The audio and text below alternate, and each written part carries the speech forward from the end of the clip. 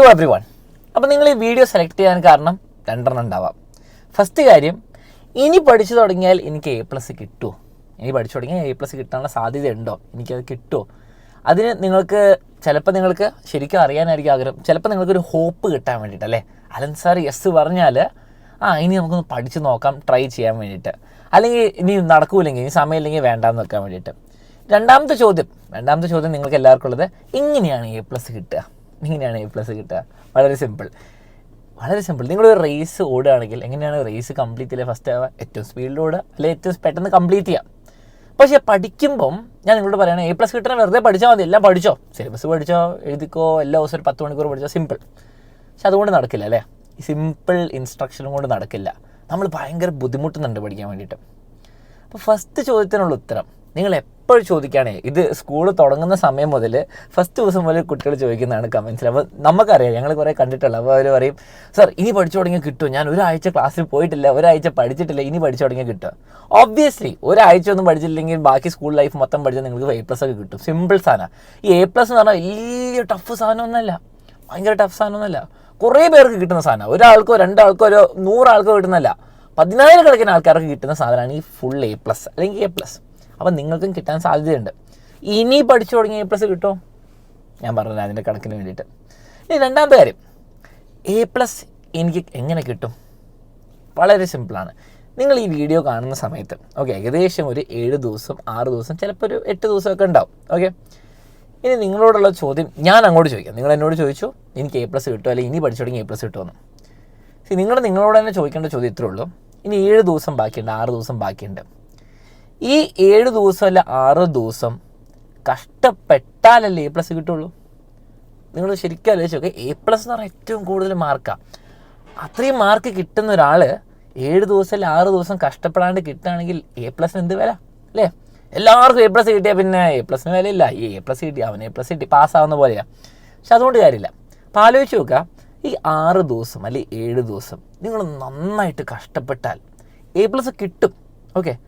ഈ 6 ദിവസം 7 ദിവസം കഷ്ടപ്പെടാൻ പറ്റില്ലാത്ത ആൾ A+ കിട്ടില്ല. ചിലപ്പോൾ നിങ്ങളുടെ ഗോൾ പാസ്സാവാനായിരിക്കും. എന്നാൽ നിങ്ങൾ എന്ത് ചെയ്യണം?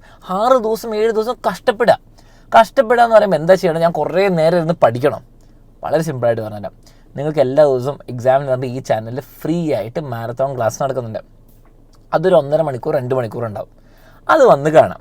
അതിന് ഭയങ്കര ബുദ്ധിമുട്ടൊന്നും ഉണ്ടാവില്ല. നിങ്ങൾ വന്ന് കാണാം, അടിപൊളി ക്ലാസ് നിങ്ങളുടെ കൺമുമ്പിലുണ്ട്. നോട്ട്സ് കിട്ടും, ക്ലാസ് കിട്ടും, ക്വസ്റ്റ്യൻസും കിട്ടും, എല്ലാം കിട്ടും. ഇനി അത് കഴിഞ്ഞിട്ട് നിങ്ങൾ എന്ത് ചെയ്യണം? നിങ്ങൾ അതിൻ്റെ നോട്ട്സൊക്കെ ഡൗൺലോഡ് ചെയ്യുക. പക്ഷേ ഈ ടീച്ചർ, ഈ അടിപൊളി ടീച്ചറാണെങ്കിലും, എത്ര അടിപൊളി ടീച്ചറാണെങ്കിലും നിങ്ങളെ പഠിപ്പിച്ചുകൊണ്ട് നിങ്ങൾ എക്സാമിന് മാർക്ക് കൂടില്ല. ഇനി നിങ്ങളൊരു ആക്ഷനും കൂടി എടുക്കണം. അതൊന്ന് പഠിക്കണം, അതൊന്ന് റിവൈസ് ചെയ്യണം. അതിനുവേണ്ടി 1 മണിക്കൂറും കൂടി സ്പെൻഡ് ചെയ്യാം. 2 മണിക്കൂർ ലൈവ്, അത് കഴിഞ്ഞിട്ട് നിങ്ങൾ 1 മണിക്കൂറും, അത് നിങ്ങൾക്ക് 7:30 അല്ലെങ്കിൽ 7 മണി ആ ക്ലാസ്സിന് മുമ്പ് ചെയ്യാം, അല്ലെങ്കിൽ അത് കഴിഞ്ഞിട്ട് ചെയ്യാം, അത് നിങ്ങളുടെ ഇഷ്ടം.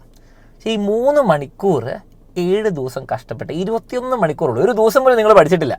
21 മണിക്കൂർ നിങ്ങൾ കഷ്ടപ്പെട്ടാൽ ചിലപ്പോൾ നിങ്ങൾക്ക് ഫുൾ A+ കിട്ടും.